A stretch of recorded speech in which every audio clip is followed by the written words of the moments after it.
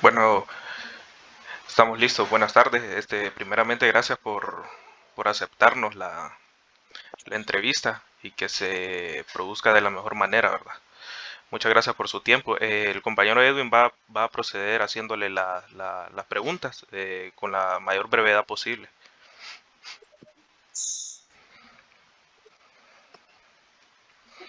Buenas noches, gracias estimado por darnos el espacio y poder formar parte del seminario de investigación que estamos realizando de la Universidad Nacional Autónoma de Honduras.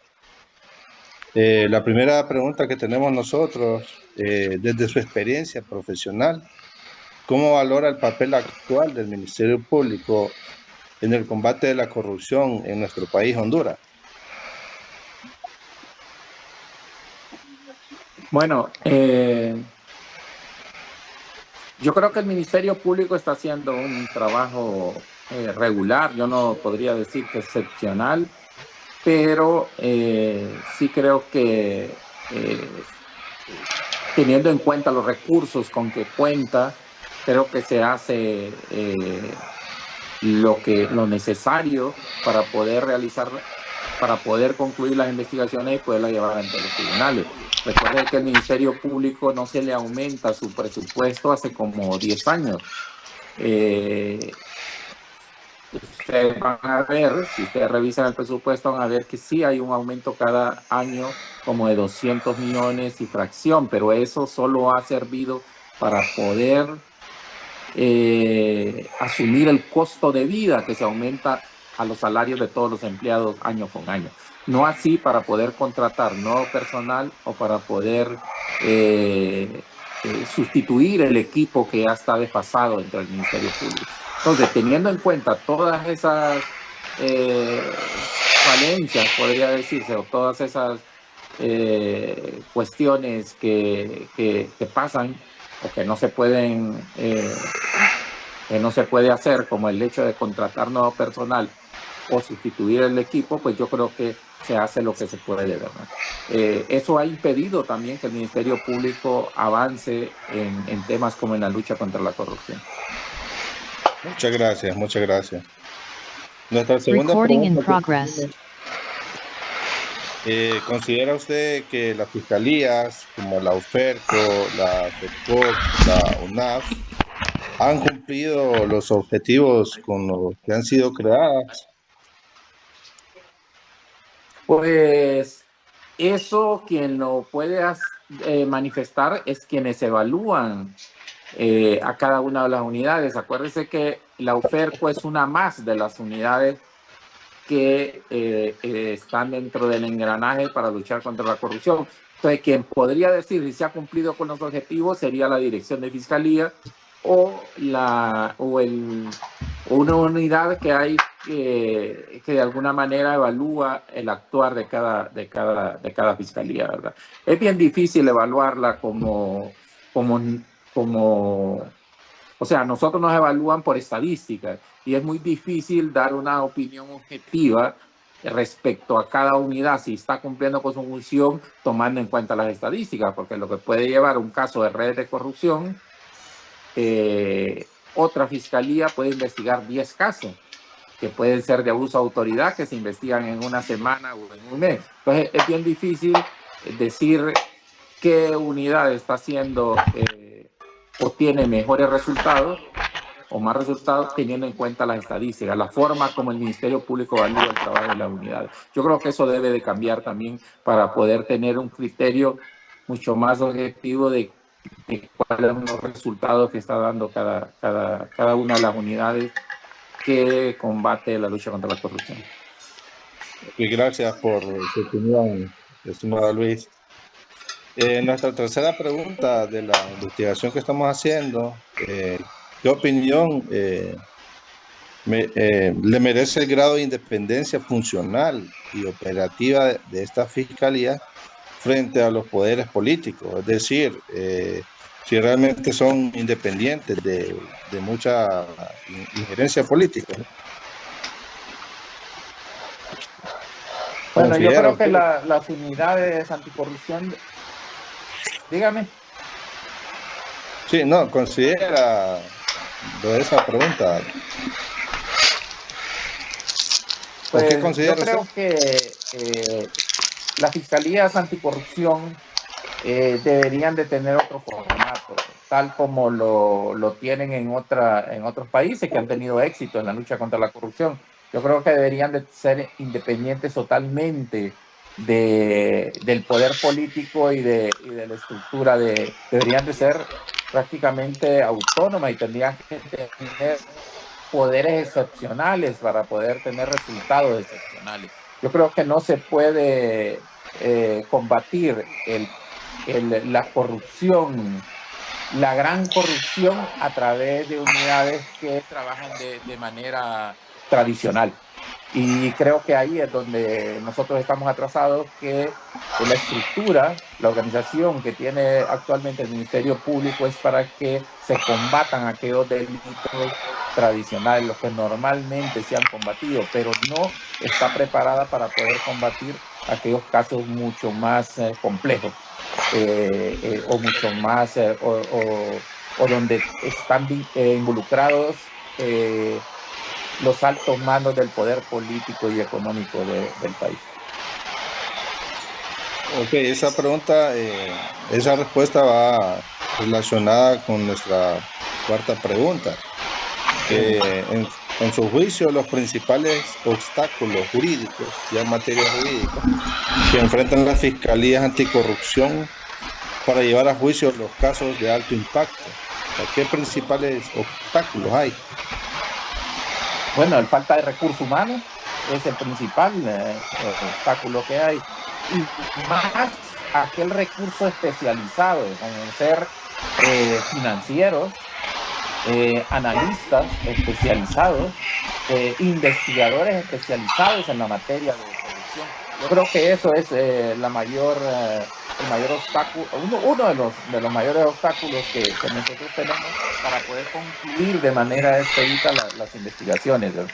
Y eso tiene que ver con el presupuesto que se asigna para la lucha contra la corrupción. El otro es, acuérdense que en la investigación y procesamiento de un caso de corrupción, no solamente está involucrado el Ministerio Público, también está involucrado el Poder Judicial, está involucrado la Procuraduría, está involucrado el Tribunal Superior de Cuentas. Y yo creo que estas instituciones están mucho más politizadas. O sea, el Tribunal de Cuentas totalmente está politizado.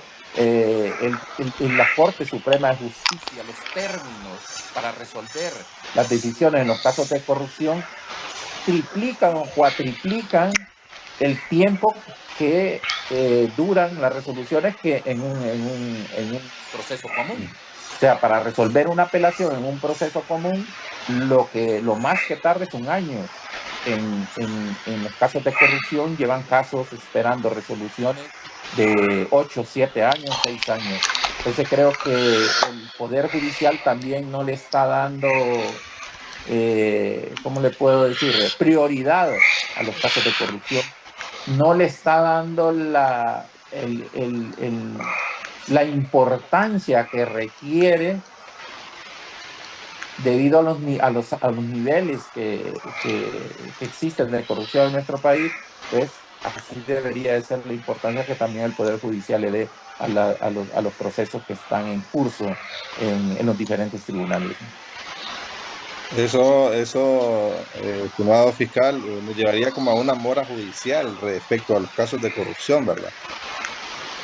De tanto Claro, engavetado. acuérdense que desde el 2017 todos los casos que se presentaron con la MASI aún no han pasado a la segunda etapa.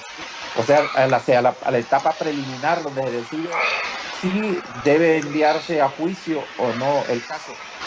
Muchos de Ok. esos casos aún no han pasado. El primer caso que se presentó, que es el caso Rey de Diputados, aún no ha pasado a la segunda etapa. Con eso Ok. usted podrá tener una idea de la lentitud o el congelamiento que le aplican a todos estos casos de corrupción, de manera que cuando lleguen a juicio han transcurrido 10 años y han prescrito, o es imposible poder llevar los testigos porque ya se han ido fuera del país, y algunos otros han fallecido, o por cualquier motivo ya no se puede acceder a toda la prueba que se tenía en un inicio. Entonces, eso eleva la posibilidad de que los imputados puedan salir bien librados, ¿no? Con una absolución o un sobreseimiento definitivo. Sí, ok. Muchas gracias. Continuando con la siguiente pregunta, la número 5. Son 10 en total, estimado. ¿Existen vacíos o reformas recientes en el marco legal penal que haya habilitado la persecución de la corrupción? Es decir, el antiguo Código Penal, a diferencia del nuevo, ¿hay alguna diferencia que haya debilitado la persecución del delito en materia de corrupción? Claro, durante el gobierno anterior se aprobaron una serie de leyes que obstaculizaban de manera directa la investigación de casos de corrupción y también de algún modo casos de criminalidad organizada. Le voy a poner un ejemplo. Hubo un decreto, el 57 de 2019, creo que fue, que le cercenaba las facultades que tenía el Ministerio Público para poder acudir a una institución pública y obtener pruebas para hacer investigaciones. Hubo otro decreto que decía que mientras no se emitieran los informes correspondientes de parte del Tribunal de Cuentas, el Ministerio Público no podía llevar un caso ante los tribunales.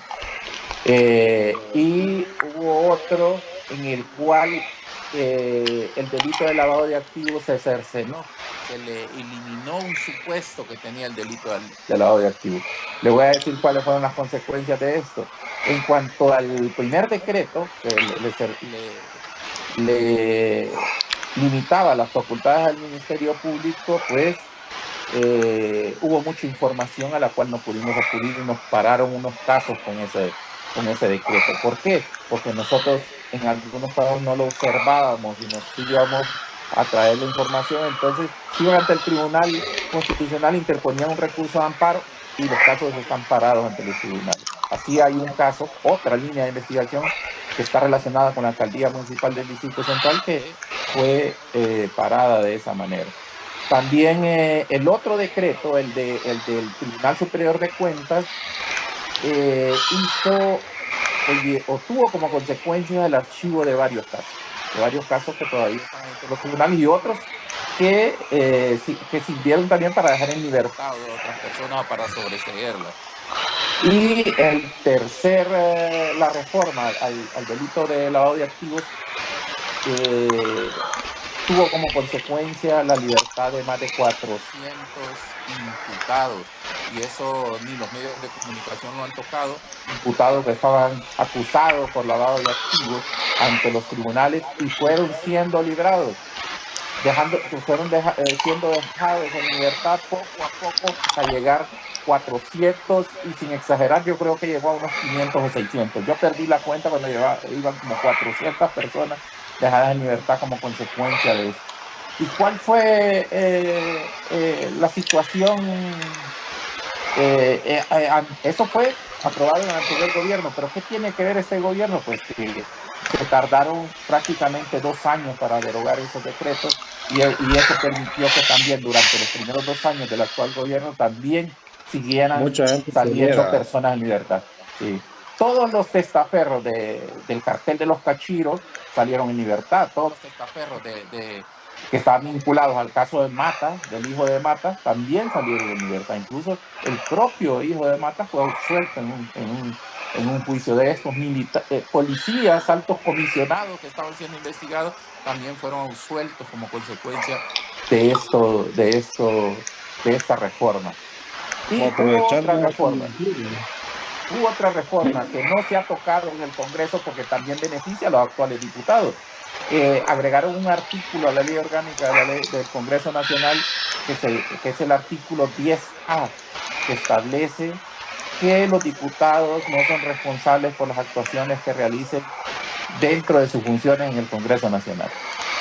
Claro que algunos casos no están dentro de sus funciones, como el hecho de lavar activos o apropiarse de dinero, pero casos como el otorgamiento de contratos, todas las aprobaciones de las franquicias que han sido denunciadas durante este gobierno, no prácticamente van a quedar en impunidad, porque ese artículo impide que estos diputados puedan ser llevados ante los tribunales. Y ese artículo no ha sido derogado porque de alguna manera también beneficia a los actuales diputados. Ok, creo que nos puede cortar la videollamada en cualquier momento y nos vamos a conectar para que sigamos con las últimas 4 preguntitas que le Muy bien. tenemos. Muy bien. La sexta pregunta, ¿qué rol juega el Código Penal y Procesal Penal actual en el tratamiento jurídico de delitos de corrupción? O sea, es decir, si es importante o es relevante estos artículos que mencionan sobre la corrupción en el Código Penal y Procesal Penal. Claro, sí, en la pregunta anterior se me olvidó mencionarle lo del Código Penal. Realmente cuando se aprobó el Código Penal, nosotros personalmente, mi persona participó en la discusión del Código Penal, y cuando se aprobó en el Congreso Nacional se aprobó otra cosa diferente a lo que se había propuesto. Las penas se rebajaron y creo que eso es lo que también está creando impunidad en el país. Todos los casos de corrupción, las penas que tienen todos los delitos de corrupción no son proporcionales a los niveles de corrupción que hay en el país. Recuerde usted que cuando una conducta está más generalizada en el país, pues requiere penas mucho más altas para poderla combatir, ¿verdad? Sí. No necesariamente, pero en Honduras, para volver más graves esos delitos, pues requieren unas penas realmente significativas para que sirvan de alguna manera de prevención a los funcionarios públicos. Pues las penas son insignificantes. Hay diferentes formas de que el imputado se pueda liberar de esas penas. Bueno, es alta la posibilidad de que no pueda llegar a juicio, pero si llega a juicio, las penas que se le pueden imponer, hay Son muchas mínimas. maneras de poderse librarse de ellas. ¿Sí? De hecho, hay personas condenadas que están en libertad, porque los jueces les tiemblan la mano para poderlos enviar a la cárcel, aun cuando están condenados, aun cuando ellos han dicho que los condenan a 7 años, no los mandan a la cárcel porque interponen el recurso de casación, y el recurso de casación va a dormir a la Corte Suprema de Justicia. Hay casos que así que tienen 4 años de estar en un recurso de casación y con las personas condenadas en libertad. Entonces el Código Penal realmente tiene cosas muy buenas, pero para el combate a la corrupción tiene que ser revisado. Tiene que ser revisado en cuanto a las penas y en cuanto a los delitos, porque acuérdense, derogar un artículo que es muy importante en esta fecha de las elecciones, que es el financiamiento ilícito de las campañas políticas. Ese artículo si estuviera actualmente vigente, pues hubieran muchos casos por ese tipo penal en los tribunales, pero lo derogaron porque ya tenían o preveían que se podían dar investigaciones al respecto, o en ese sentido. Ok, muchas gracias. Usted nos ilustra pues de su manera profesional, algo que nosotros como estudiantes no lo vemos, pero usted lo mira de otra manera. Nuestra pregunta 7, ¿considera que hay uso político del derecho penal en estos casos? O sea, ¿realmente hay tipo de injerencia? ¿Y cómo la podemos ver manifestada? Claro, la administración de justicia actualmente la manejan los políticos. O sea, es manipulada por los políticos. Puede ser desde el Poder Judicial cuando estamos en juicio, puede ser en las investigaciones, pero siempre hay influencia política, y eso no es en este gobierno. Eso ha sido desde 1982, que Honduras, desde la transición de los gobiernos militares a la democracia, siempre ha habido influencia en los casos de corrupción. ¿Por qué? Porque a quienes se procesan es a políticos. Son políticos los que están involucrados en los casos, son funcionarios, y funcionarios para poder llegar a esos cargos, son, o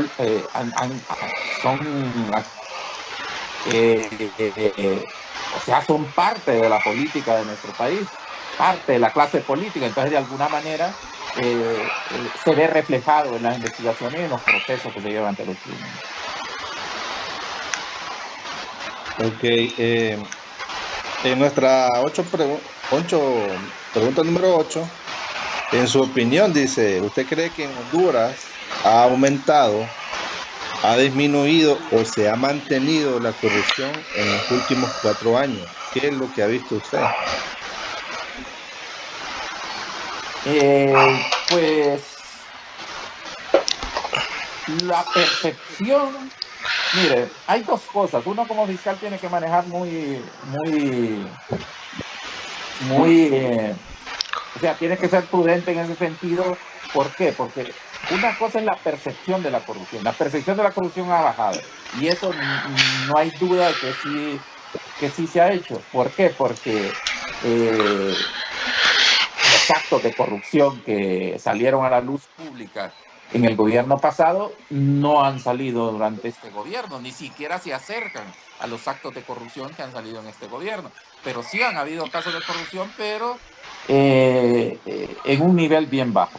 Pero eso es la percepción que nosotros tenemos y lo que llega a nuestro conocimiento. Pero acuérdese que la corrupción se realiza o se produce en espacios oscuros, en espacios donde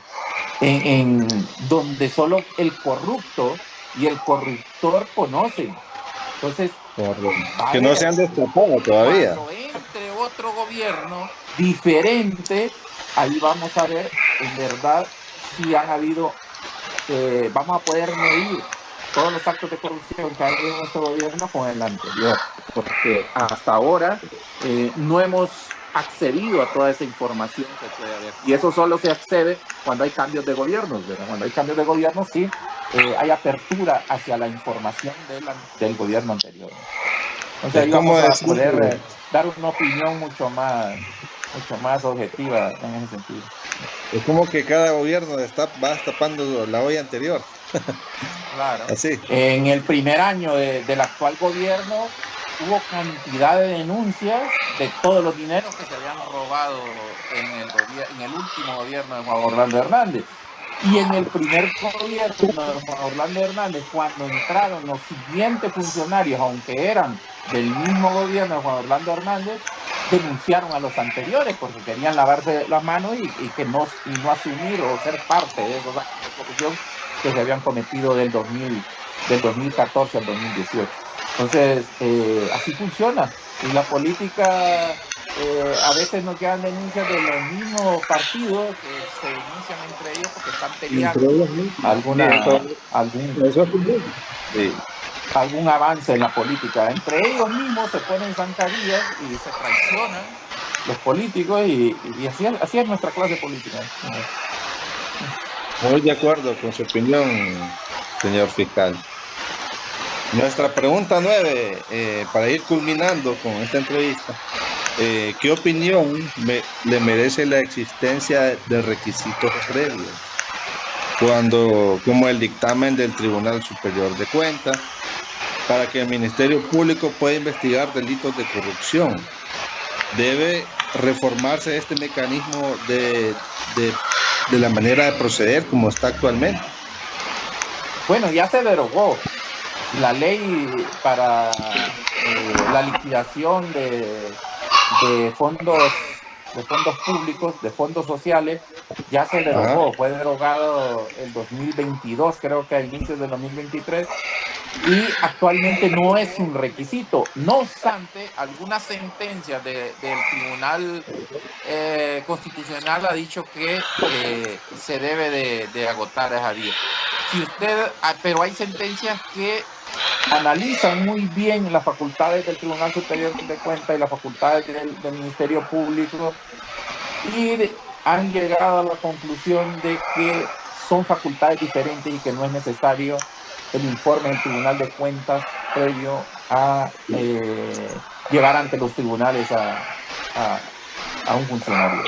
Entonces, actualmente nosotros manejamos, es nuestra opinión, de que no es necesario esperar el informe del Tribunal Superior de Cuentas para poder presentar una acusación ante los tribunales, no obstante que siempre se nos alega en los procesos, ¿no?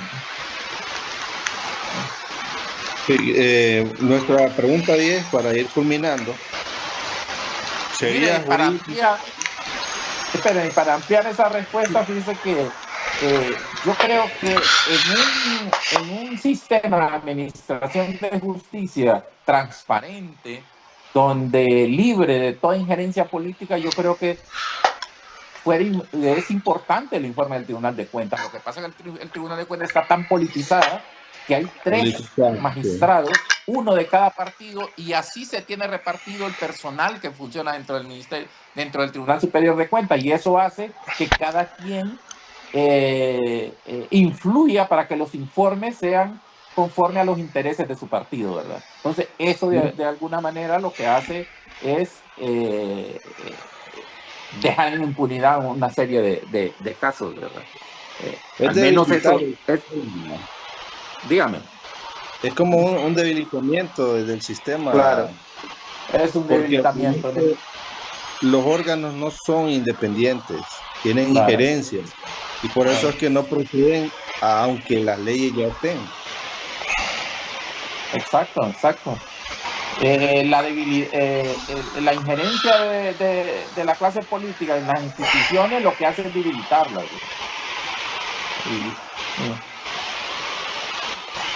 Ok, nuestra pregunta hoy, señor fiscal, ¿sería jurídicamente viable y conveniente para nuestro país Honduras la creación o retorno de un mecanismo internacional de apoyo técnico anticorrupción como lo fue la MASI?